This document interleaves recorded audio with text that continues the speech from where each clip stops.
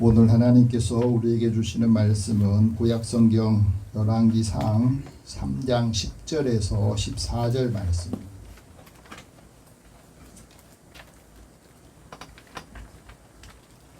이 계시의 말씀을 함께 읽으면서 하나님께서 하나님의 사람에게 주신 음성을 우리 모두가 함께 듣기를 원합니다. 10절 말씀 같이 읽겠습니다. 솔로몬이 이것을 구하매 그 말씀이 주의 마음에 든지라. 이에 하나님이 그에게 이르시되 내가 이것을 구하도다. 자기를 위하여 장수하기를 구하지 아니하며 부도 구하지 아니하며 자기 원수의 생명을 몰아주고 구하지 아니하고 오직 송사를 듣고 분별하는 지혜를 구하였으니 내가 내 말대로 하여 내게 지혜롭고 총명한 마음을 주노니 내 앞에도 너와 같은 자가 없거니와 내 뒤에도 너와 같은 자 일어남이 없으리라. 내가 구하지 아니한 부귀와 영광도 내게 주리니 내 평생의 왕들 중에 너와 같은 자 없을 것이라. 내가 만일 내 아버지 다윗이 행함같이 내 길로 행하며 내 법도와 명령을 지키면 내가 또 내 날을 길게 하리라. 아멘. 잠깐 기도하겠습니다.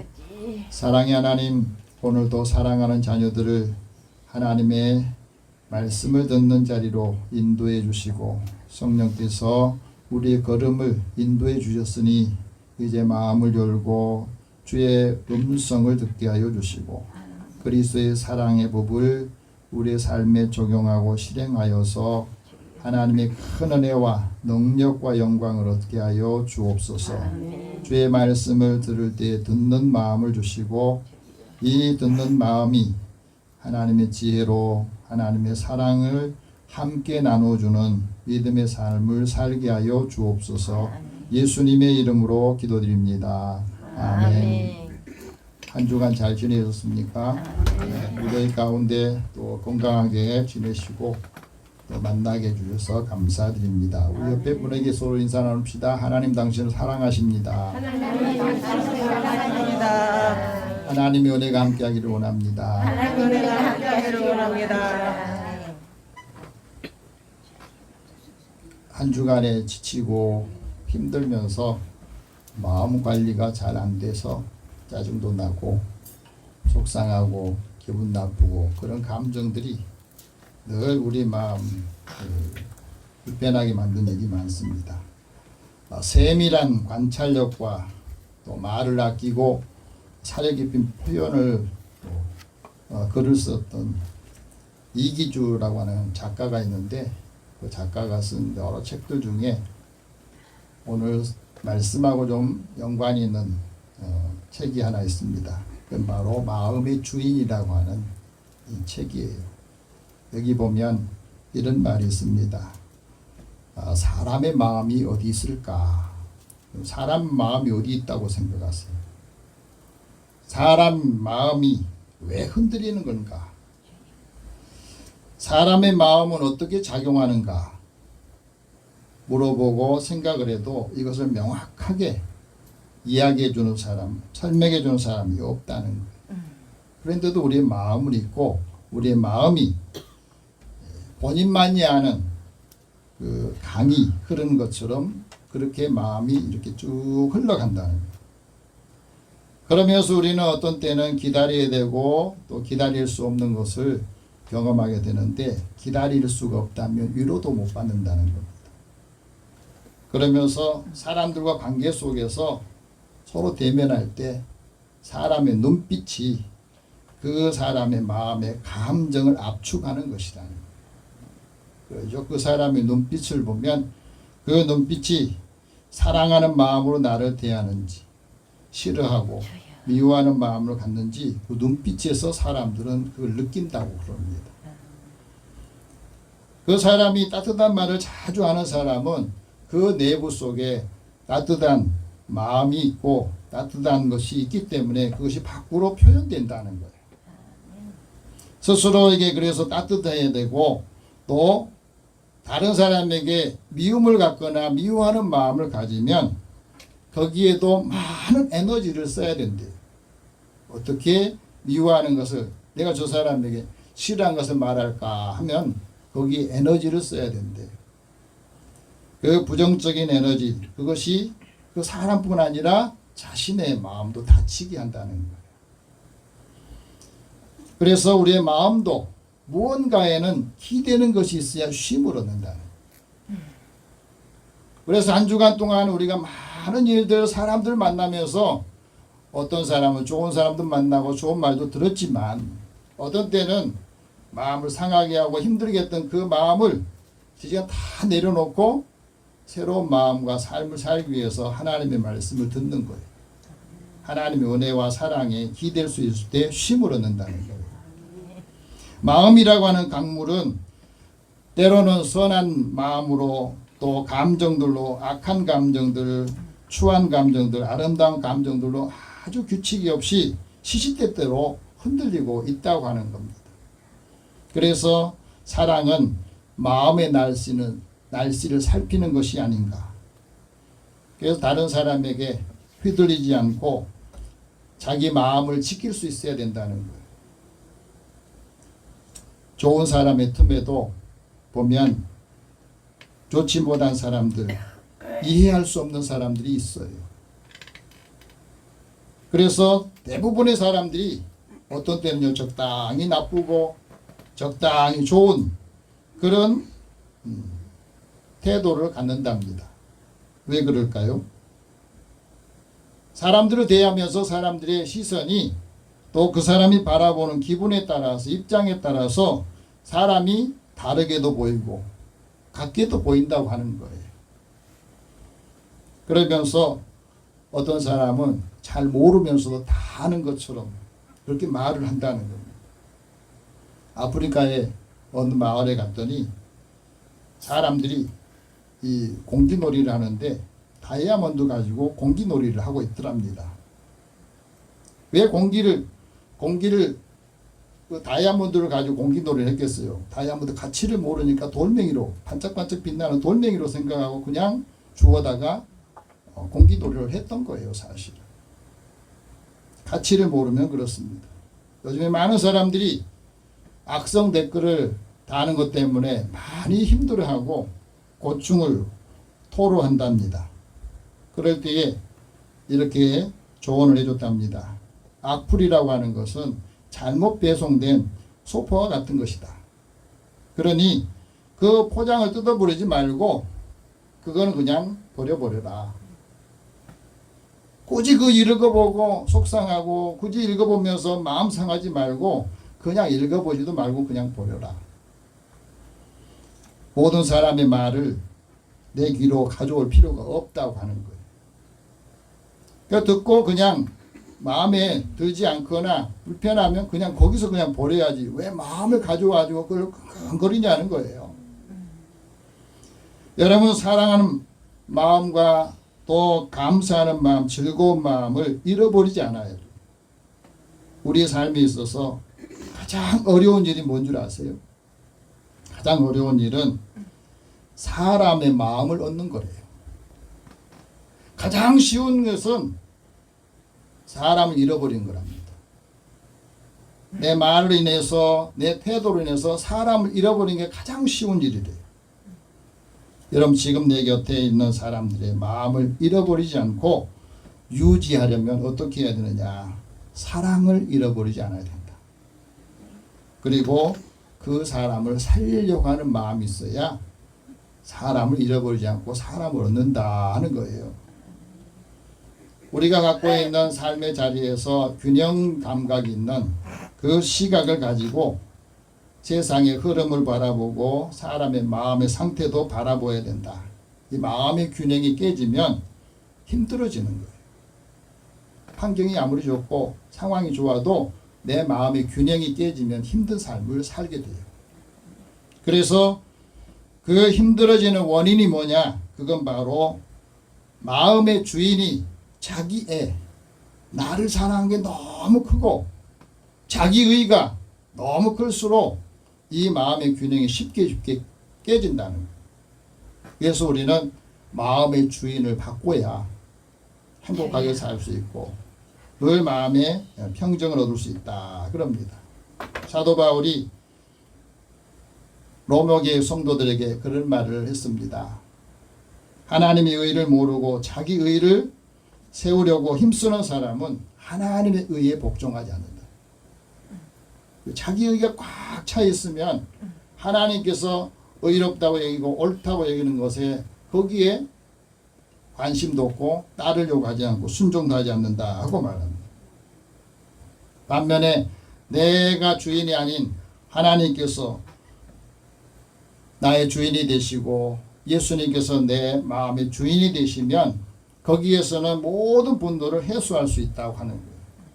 그리고 예수 안에 있는 사람들은 예수의 마음을 내 안에 품을 때에 거기에서 뜻을 같이 하고 마음을 같이 하고 또 한 마음을 품어서 일을 할 때 다툼이나 허용을 하지 않는다. 겸손한 마음으로 각각 사람들보다 자기보다 남을 낫게 여기는 마음을 갖게 된다. 자기 일을 할 뿐 아니라 다른 사람 일을 돌보고 나의 기쁨을 충만하게 할 수 있다 하고 말합니다. 오늘 한 주간을 시작하면서 우리도 먼저 자신의 일을 돌아보고 다른 사람의 일을 돌아보면서 그 기쁨을 함께 나누는 한 주간 되기를 축복합니다. 오늘 하나님께서 수많은 사람들을 선택하셨는데 그 많은 사람들 중에서 하나님의 마음이 든다. 그런 사람이 몇 명 없습니다. 다윗은 하나님의 마음이 든다. 오늘 솔로몬도 하나님의 마음이 든다 그랬어요. 무엇 때문에 하나님의 마음이 솔로몬에 이런 말씀을 하셨겠느냐 하는 거예요. 솔로몬은 사실은 바세바라고 하는 여인을 통해서 다윗이 얻었던 아들이에요. 근데 솔로몬이 이제 아버지의 왕권을 이렇게 이어받으면서 이제 그 마음에 부담을 갖게 되는데 왕위를 내가 어떻게 이어갈 수 있을까 그런 마음이 생겼습니다. 사실은 솔로몬은 왕위를 이을 만한 그런 순번이 되지 않았습니다. 첫 번째 암논이라고 하는 형은 자기 관리를 못해서 이 압살롬의 누이를 희롱하다가 압살롬한테 살해를 당합니다. 두 번째 길르압은 요절을 하고 세 번째 압살롬은 아버지 왕위를 찬탈하다가 결국에는 죽어요. 요압에게. 요 네 번째 아들이 아도니아라고 하는 아들인데 이 아들은 자기가 그 다음에 이제 왕위를 계승할 거다 생각하고 미리서 선수를 쳤어요. 요압이 그 역할을 도왔는데 이 요압이 뒤에서 후원을 하고 또 대제사장 아비아달이 제사장 가문에서는 아주 지체가 높은 가문이었는데 이 배경을 가지고 이제는 내가 이스라엘의 두 번째, 세 번째 왕이 될 거다 생각하고 나섰는데 나중에는 그 왕을 다윗은 솔로몬에게 넘깁니다. 솔로몬은 당시에 제사장, 대제사장 사독과 근위대장인 분하야가 그를 후원하고 있었지만 이 사람들이 힘이 약했거든. 그래서 나단 선지자에게 바세바가 도움을 요청을 했습니다. 나단 선지자가 다윗 왕을 만나면서 옛날에 이 바세바에게 약속했던 것을 기억을 시키면서 다윗이 왕권을 솔로몬에게 주었던 겁니다. 막상 왕이 되고 난 다음에 아버지의 그 위세와 아버지의 그 통치력을 이 아들이 따라갈 수가 없었어요. 아버지 다윗은 문과 무를 겸하는 그리고 맨 밑바닥에서부터 성장하여서 나라를 세우고 나라를 기틀을 삼고 했는데 자신은 왕궁에서 자랐지만은 그런 밑바닥도 모르고 여러 가지 불편한 또 고민되는 것들이 있어가지고 어떻게 하면 국가를 제대로 운영할까, 많은 국민들을 어떻게 이끌어갈 것인가 생각할수록 근심이 되고 염려가 되었던 겁니다. 그래서 왕이 되고 난 다음에 그는 자신의 아버지가 이제까지 쭉 해왔던 것을 생각하면서 제일 먼저 했던 일이 하나님 앞에 번제를 드리는 삶입니다. 기브온 산당에 가가지고 하나님 앞에 일천번제를 드립니다. 일천번제는 1000마리의 가축을 잡아서 태워서 드리는 것을 일천번제라고 합니다. 여러분, 하나님 앞에 예배를 드리면서 양 1000마리 아니면 거기에 소, 흠없는 소 합쳐가지고 1000마리를 잡아가지고 드린다고 한번 생각해 보세요.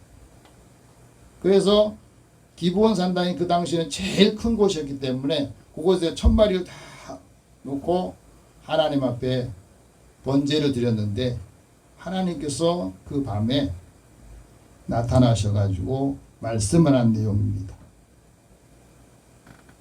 너에게 무엇을 줄까?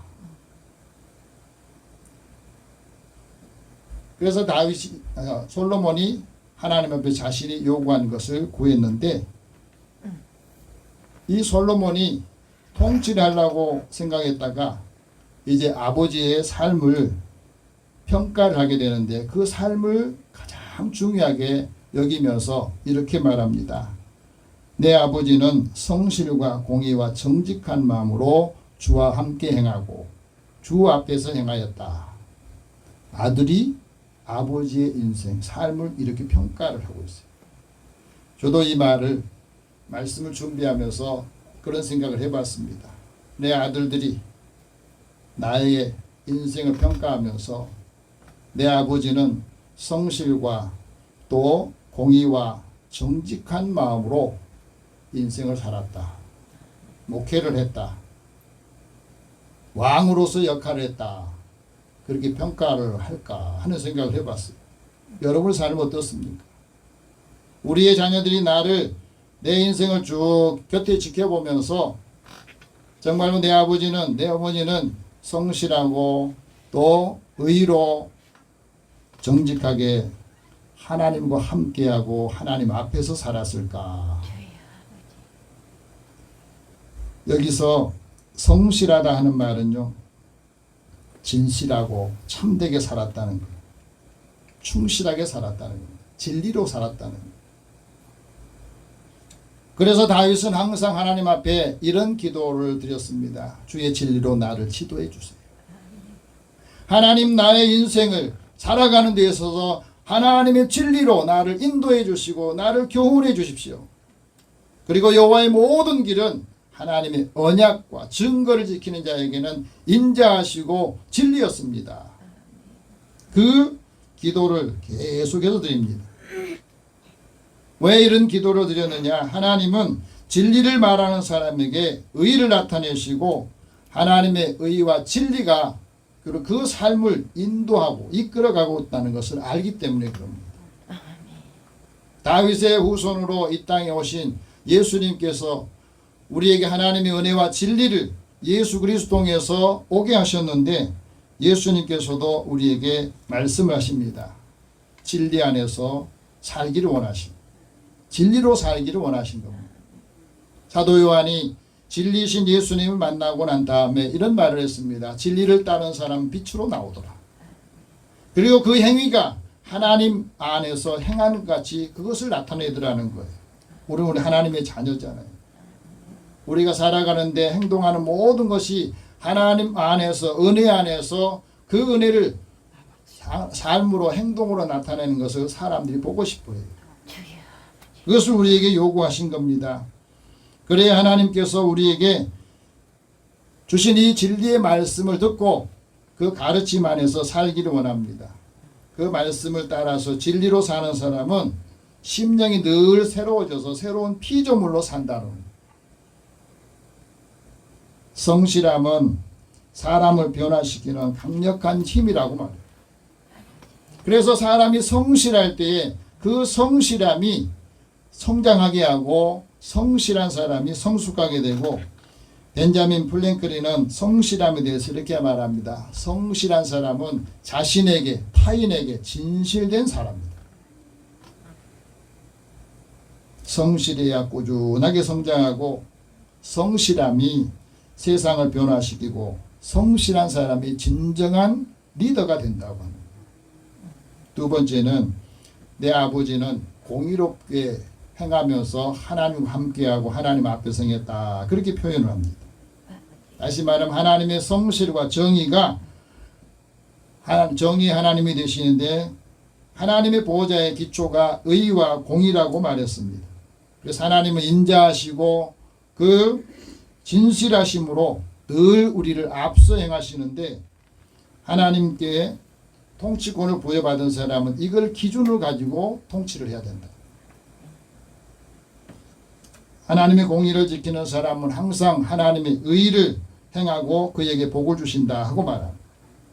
그래서 하나님의 의를 이 땅에 사람들에게 보여주시기 위해서 하나님께서 메시아를 보내셨는데, 이사야 선지자를 통해서 하나님의 의의 사람이 어떻게 행할 것인가를 예언하셨는데, 이새의 줄기에서 한 싹이 나며 그 뿌리에서 한 가지가 하나 결실할 것이다. 이 이새가 누굽니까?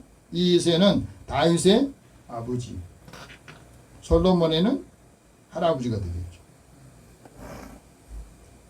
이새의 줄기에서 싹이 나고 그의 뿌리에서 이제는 다윗과 솔로몬이 그 왕위를 이어가면서 그 후예들이 예수님 메시아를 얻는 이 가문이 되는 것을 말해주고 있거든요. 근데 그 위에는 하나님의 영이 있고 지혜와 총명의 영이 있더라. 모략과 재능의 영이요, 지식과 하나님을 경외하는 영이 그 안에 있더라는 거예요. 이걸 가지고 통치를 해요. 그래서 하나님께서 이 지혜의 영을 통해서 하나님의 공의로 통치할 때 사람들이 눈으로 본다는 것으로 판단하지 않고 귀에 들리는 것만으로 판단하지 않는다는 거예요. 우리는 대부분 뭘 판단해요? 눈으로 보고 판단하고 귀로 듣는 거로 다 해서 판단할 때가 많이 있잖아요. 지도자는 눈에 보이는 현상만 보고 판단해서는 안 된다. 그 사람의 마음에 무엇이 있는지, 무슨 생각을 하고 있는지 그것을 알아야 된다고 말하잖아요. 세 번째는, 다윗은 정직한 마음으로 주와 함께 행하고 주 앞에 행하였다. 아들이 본 아버지의 삶을 이야기하고 있어요. 왜 그는 정직한 마음으로 주님과 함께 행하고 주 앞에 행하였을까? 하나님께서 보시기에 정직하고 선량한 일을 행할 때에 복을 받는다는 사실을 다윗이 깨달았기 때문에 그렇습니다. 하나님께서는 마음이 정직한 사람을 구원하시고 방패가 되어주시더라. 다윗이 쓴 시에 보면 이런 표현들이 굉장히 많이 나와요. 그래서 하나님이 늘 교훈을 주시고, 교훈을 받은 사람은 정직한 사람이 하나님의 말씀을 받는 거거든요. 그 마음이 기쁘게 되고 하나님의 계명을 통해서 순결한 마음을 갖게 되고, 순결한 마음이 눈을 밝게 하더라. 오늘 우리가 하나님을 믿으면서 우리도 정직한 삶을 살 때 하나님께서 그 사람의 방패가 되어주시고 사람들에게 하나님의 은혜를 함께 드러내게 하신 거예요. 그래서 정직한 사람이 하나님을 찬송한답니다. 정직한 마음으로 모든 것을 드렸던 것인데, 다윗이 제일 기뻐한 것은 자기가 이렇게 사는 것을 백성들이 보면서 자기를 따라서 하는 것을 보니까 너무너무 기뻤다, 이렇게 고백을 해요. 솔로몬이 다윗 왕에게 주신 은혜를, 오늘 내가 왕이 되었는데 하나님께서 아버지에게 주셨던 그 은혜를 나한테도 주시기를 간절한 마음으로 원했습니다. 그래서 기브온 산당에서 솔로몬이 하나님 앞에 일천번제를 드리고 꿈에 하나님의 음성을 듣게 됩니다. 내가 너에게 무엇을 줄까? 너는 나에게 구하라. 오늘 우리가 예배를 드리면서 이 말씀을 들으면서 하나님께서 오늘 나에게 너는 나에게 무엇을 구하겠느냐? 내가 너한테 뭘 주기를 원하느냐? 그럼 너 무엇을 구하실래? 솔로몬은 하나님께 소원한 것을 그 마음에 품었던 것을 하나님께 아뢰입니다. 그 말씀을 읽어보면 굉장히 감동이 됩니다. 여호와여 주께서 종으로 종의 아버지 다윗을 대신해서 왕이 되게 하셨습니다. 나는 왕이 될 순번이 되지 않았지만 나에게 은혜를 주셔서 하나님이 왕이 되게 하셨다고 믿는 거예요. 그런데 왕이 되고 난 다음에 내 마음에 고민한 것은 하나님이 선택한 백성들이 너무 숫자가 많습니다. 기록할 수도 없고 셀 수도 없습니다. 이 사람들이 사람들 관계 속에서 문제가 생기고 재판할 그 일들이 생길 때에 내가 어떻게 하면 좋겠습니까? 잘못하면 분쟁이 생기고 갈등이 생기면 사람들의 마음이 샅샅이 흩어질 텐데 그것을 잘 처리해 줘야 되는데 어떻게 하면 좋습니까? 그러니 나에게 듣는 마음을 주십시오. 그래서 백성들의 문제가 생길 때 재판을 해서 선과 악을 분별하게 해 주십시오. 이걸 구하는 거예요. 그러면서 그런 말합니다. 저는 작은 아이기 때문에 출입할 줄 모르니 저에게 듣는 마음을 주세요. 여러분 여기서 지도자가 갖춰야 될 가장 중요한 덕목을 말해줍니다. 그게 바로 듣는 마음이에요. 위로는 하나님의 음성 말씀을 들어야 돼요. 아래로는 백성들의 마음을 생각을 그들의 소리를 들어야 된다고 합니다. 하나님의 말씀을 주의 깊게 듣고 경청하는 마음을 가질 때 지혜를 얻는다는 거예요. 하나님의 말씀을 듣지 않고 선지자가 하는 말을 듣지 않으면 마음이 강팍해지면 그건 심판이 임하는 겁니다. 애굽의 바로 왕이 하나님이 보낸 모세의 말을 듣지 않아 가지고 계속해서 재앙을 10번이나 당하죠. 그래서 정권이 무너진 겁니다. 여러분 하나님 우리 마음이 완악해지면 하나님 말씀이 안 들려요. 말씀을 무시하는 거예요. 지도자가 듣는 마음이 없으면 실수하고 또 하나는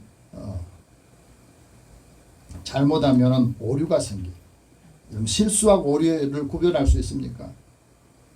사람이 누구나가 다 실수는 할 수 있어요. 그럼 실수하고 오류는 어떤 차이가 있느냐? 실수는 자신이 부족해서 아니면 욕심이 있어서 실수하는 것을 말해주거나 알게 되면 고치는 것을 실수라고 그래요. 오류는 몰라요. 내가 어디서 잘못됐는지. 어떤 생각에서 내가 잘못했는지 그걸 모릅니다. 다른 사람이 알려줘도 고치려고 하지 않는 게 오류예요. 오류를 계속 보면 그 버려야 되거든. 듣는 마음을 가지면 옆에 있는 사람들이 이야기하면 그것을 듣고 그걸 받아들여서 고치는 것을 말해요. 지도자가 이걸 가져야 되거든. 백성들의 마음을 듣고 백성들의 소리를 들어야 정치를 실행하는데 누구에게도 공정하고 국민들에게 예의를 지키면서 사람답게 살게 해주는 게 정치거든. 중국의 당태종이라고 하는 이 군주가 있었는데 이 사람이 신하들과 정치에 대해서 아주 폭넓게 대화를 나누면서 제왕들이 갖춰야 될 그 자세에 대해서 정관정요라고 하는 이 글을 써놨더라고요. 거기 보니까 이런 말이 있습니다. 왕은 부족한 것이 없고 부족할 것이 없다. 재물과 권력을 혼자서 갖고 있는 절대적인 힘을 가지고 있다. 그런데 이 군주가 부족함을 모르고 간신들이 자꾸 아첨을 하면 그 정권, 그 나라는 패망이 결코 멀리 있지 않다는 거예요. 그러면서 군주는 스스로 부족한 존재라는 사실을 알아야 된다. 내가 부족하기 때문에 다른 사람이 충고하고 또 다른 사람과 이해관계에 있는 것도 내가 잘못했을 때 쓴소리를 들어야 된다는 거예요. 여러분 군주만 그러겠습니까? 우리가 어떤 일을 할 때 내가 지도자가 됐을 때 다른 사람이 쓴소리하는 거, 충고하는 것을 들으려고 하지 않으면 그거는 무너진다는 것을 말하고 스스로 낮출 줄 알아야 견고한 리더십을 갖게 되고 자신이 완벽하지 않다는 것을 알아야 인정을 해야 위대한 지도자가 된다는 거예요. 그럼 나라를 세울 때와 나라를 다스릴 때 리더십이 다르다고 하는 거예요. 회사를 세울 때하고 회사를 이끌어갈 때하고 리더십이 달라야 된다고 하는 거예요. 이것을 하려면 인재를 모아야 되는데 인재가 안 보인다고 그러잖아요. 그건 바로 자신을 낮추지 못했기 때문입니다. 눈과 귀를 열어야 천하의 인재를 끌어모을 수 있고 자기 그릇의 크기를 알아야 된다. 내 그릇이 작다면 다른 사람이 갖고 있는 그릇을 내가 끌어와서 계속 덧붙여서 그걸 크게 만들어야 되는데 그렇지 못하면 오래 못 가고 거기서 멸망하게 된다 하는 말을 합니다. 다른 사람이 지적한 것이 옳다고 생각하면 과감하게 수용하고 자신에게는 엄하고 남에게는 관대해야 된다고. 이게 지도자의 덕목이라. 한 사람의 지혜는 다수의 지혜보다 못하고 지도자는 사소한 사사로운 이익을 경계해야 된다. 법이라고 하는 것은 한 사람만을 위한 것이 아니라 사람이 매번 승리하고 성공을 하면 교만해진답니다. 그래서 그 교만함 때문에 멸망하게 되고 무너지는 것을 보게 돼요. 지도자는 다른 문화, 다른 사람의 것으로 수용을 하고 받아들이는데 내가 지금 하고 있는 모든 이 역사가 기록된다는 하는 사실을 기억해야 합니다. 오늘 우리가 신앙생활하면서도 내가 사는 모든 것이 하나님께로 기록되지만 사람들의 기억 속에서 그 사람의 삶에 대한 것도 기록하고 있다고 하는 것을 기억을 하면 말이나 행동에 있어서 어떻게 해야 될지를 스스로 알게 된다 하는 거예요. 하나님께서는 듣는 마음을 구한 솔로몬에게 이렇게 말합니다. 내가 이것을 구하는구나. 한번 따라해보세요. 내가 이것을 구하는구나. 네가 이것을 구하는구나. 그러면서 11절 말씀 우리 같이 읽어봅시다. 이에 하나님이 그에게 이르시되 내가 이것을 구하도다. 자기를 위하여 장수하기를 구하지 아니하며 부도 구하지 아니하며 자기 원수의 생명을 멸하기로 구하지 아니하며 오직 송사를 듣고 분별하는 지혜를 구하였으니. 솔로몬의 관심과 솔로몬의 그 마음에 가장 중요한 것은 백성들이 송사를 할 때, 백성들이 문제가 생겨 나한테 들고 왔을 때 이걸 분별하고 잘 처리해 주는 것을, 그것을 구했다는 거예요. 하나님 보실 때 얼마나 마음이 들으십니까? 하나님께서 네가 이것을 구하는구나. 네가 이것을 구하는구나. 그 말씀하셨겠네요. 하나님이 마음에 드시면 너가 정말 이것을 나한테 구하는구나. 그리고 하나님께 주신 복이 있어요. 3가지 복을 주셨는데 그 첫 번째 복이 지혜롭고 총명한 마음을 주셨다는 거예요.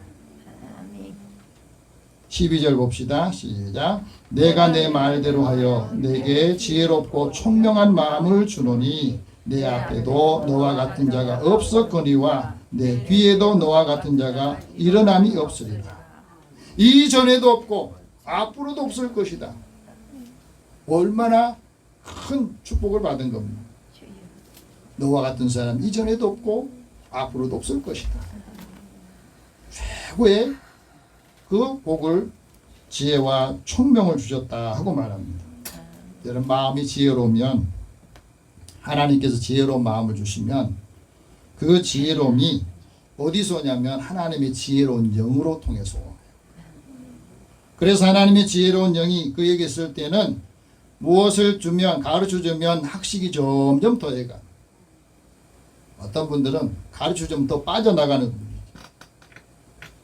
하나 가르치면 2개가 빠져나가. 더해져야 되는데. 하나 가르쳐주면 그게 하나하나 더해져야 되고. 그게 힘이 생겨요. 모든 지혜, 사람이 영광을 기억으로 얻게 되고 지혜로운 마음 있는 사람은 입을 슬기롭게 한다 그랬어요. 말하는 지혜, 말의 센스가 있어요. 오늘 그리스도인들이 필요한 게 뭐냐면 말 잘하는 게 아니라 센스 있는 말을 해야 된다. 그래서 잠언 기자 말하요. 때에 맞는 말이 경우에 합당한 말이 은쟁반의 금사가처럼 아름답다. 그 말을 사람들은 듣고 싶어 할 겁니다. 솔로몬이 지혜로운 말을 들으려고 스바의 왕이 찾아와 가지고 그냥 찾아온 게 아니라 은금과 여러 가지를 가득 싣고 와서 솔로몬을 대면하고 듣은 것보다 훨씬 더 낫구나 하는 것을 알고 가는데 예수님이 이 비유를 이 말씀을 하세요. 그 솔로몬보다 더 큰 이가 바로 여기 있다. 내가 하나님의 지혜는 예수 그리스도를 통해서 오는 거고 그 더 큰 일을 우리가 알고 믿고 배워야 우리 인생도 더 커진다 하고 말합니다. 하나님의 지혜로운 영이 있어야 하나님께서 하실 일들을 가르쳐 주시고 알게 하신다. 다니엘이 그 일을 했죠. 명철하고 총명하고 지혜가 있어서 다른 사람 다 놔두고 포로민으로 왔던 바벨론의 포로민으로 왔던 다니엘을 총리로 세운 것을 보게 되죠. 그래서 다른 사람이 이야기를 해요. 너에게는 거룩한 신들의 영이 있어서 다른 사람이 알지 못한 것을 알게 됐다. 인정을 해준다. 두 번째 복은 솔로몬이 구하지 않았던 부와 영광도 하나님이 주셨다. 그러니까 우리가 뭘 구해 하나를 구하면 두 개, 세 개가 그냥 따라오는 거예요. 마치 우리가 감자를 캘 때요. 감자 줄기를 쭉 붙잡고 뚝뚝 흔들면 거기에 그냥 쭉 따라오는 것처럼 하나님의 지혜와 하나님의 총명을 하나님이 주시면 부와 명예도 따라오고 우리가 건강하게 자기가 직을 유지하는 것도 오래 유지할 수 있는 복을 주신다고 말합니다. 13절 같이 봅시다. 내가 구하지 아니한 부귀와 영광도 내게 주노니 내 평생의 왕들 중에 너와 같은 자가 없을 것이다. 최고는 여러분 하나님께서 우리에게 총명한 마음을 주시면 영광을 얻게 되고 총명한 마음이 자신의 받은 은혜를 영광을 하나님께 돌리는 삶을 살게 되는 겁니다. 그 영광을 솔로몬 얻었는데 그 아들 르호보암은 그거 자체를 잃어버립니다. 하나님의 지혜, 하나님의 총명이 없으면 그 왕권을 이어받았지만 그걸 자체를 잃어버립니다. 세 번째는 하나님 말씀을 듣고 지키면 왕권을 길게 하고 생명을 장수하게 하는 복을 주신다. 14절 말씀 같이 봅시다. 내가 만일 내 아버지 다윗이 행한 것 같이 내 길로 행하며 내 법도와 명령을 지키면 내가 또 내 날을 길게 하리라. 오늘 우리의 관심은 뭐예요? 하나님 앞에 우리가 구하는 것은 물질도 주시고 영광도 주시고 오래 건강하게 잘 살게 해주세요. 대부분 사람이 이걸 원하죠. 그거 얻으려면 뭘 얻어야 돼요? 하나님이 우리에게 총명과 지혜를 주시고 이것을 가지고 있을 때 우리 세상에 살면서 모든 것을 거기에서 우리가 선택하고 받아들이는 역할을 한다는 겁니다. 오늘 솔로몬에게 주셨던 이 축복, 지혜와 총명이 오늘 우리에게도 함께 임하여서 이 영광을 함께 받고 나누어주는 믿음의 삶을 살기를 축복합니다. 기도하겠습니다. 사랑의 하나님, 오늘도 사랑하는 자들 부르셔서 이 세상에 사는 많은 사람들이 하나님 믿지 않은 사람도 부귀와 영광을 얻기를 원합니다. 인생을 오래 살면서 건강하게 잘 살고 싶어 합니다. 그러나 이 모든 것을 얻으려면 하나님의 지혜와 하나님이 주신 총명을 사모하게 해주시고 이걸 얻는 믿음의 삶을 살게 하여 주옵소서. 예수님의 이름으로 기도드립니다. 아멘.